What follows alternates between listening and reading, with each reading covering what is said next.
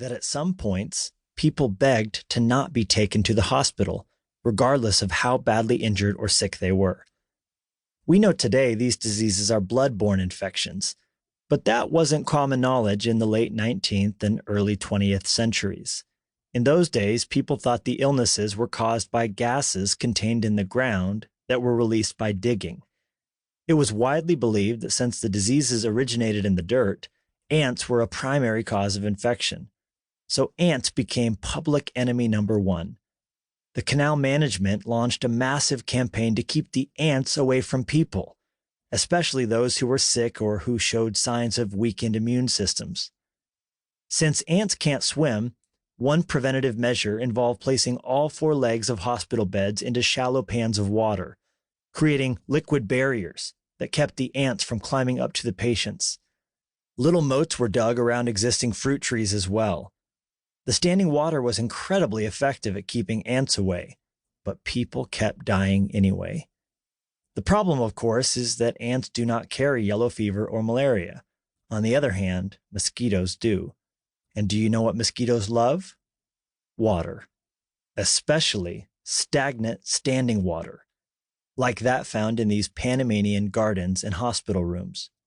So many mosquitoes lived in the hospitals that a set of doctors and nurses had to fan their working colleagues to keep the insects at bay. Mosquitoes were laying their larvae and thriving. The ant moats, the very things people thought were keeping them safe, were costing them their lives. I can relate. Too many times to count, I've made the mistake of doing the right thing the wrong way. Traded the eternal for the temporary.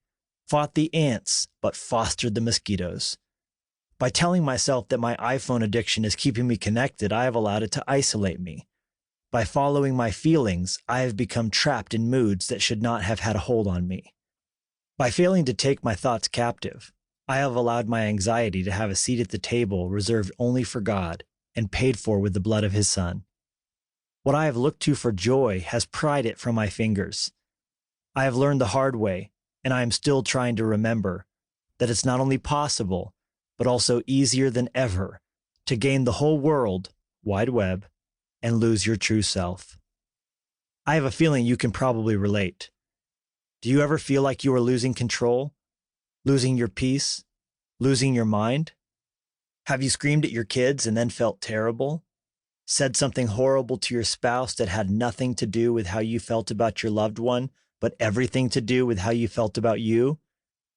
Have you turned to spending or drinking to take the edge off a low moment, only to feel worse when the morning found you hung over in your mind and waiting on your credit card bill?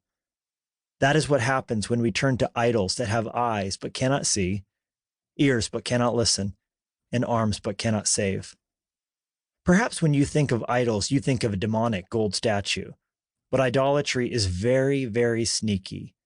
Idols can be sheets with a high thread count, bucks with a high point count, or a game with a high score count. Idols aren't usually bad things. They are good things that are treated as ultimate things. Your idol might be your clean home, your social media standing, your career, or what your friends think about you. What you look to for hope might just be immersing the legs of your bed in pans of water. There's not an ant around for miles, but the mosquitoes are having a field day. But there is good news. You can take back your life. When people finally figured out the connection between stagnant water, mosquitoes, and disease, they removed the water and added screens to their windows. The mosquitoes went away, and with them so did the malaria and yellow fever. The drop was so precipitous, it was staggering.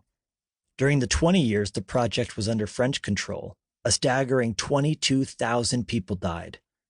Once the mosquitoes were nailed as the culprit, only 3,000 additional people died in the final 10 years, and many of these were killed in accidents. Fighting the battles of life is not enough. You must fight the right way. I want to help you figure out how to do that. That is what this journey is all about. Jesus instructed his disciples to gather up the excess fish and loaves after he fed the 5,000, and as a result, the disciples had 12 full baskets to take with them onto the Sea of Galilee. In the same way, I've combed through my notes from when I was writing 2 previous books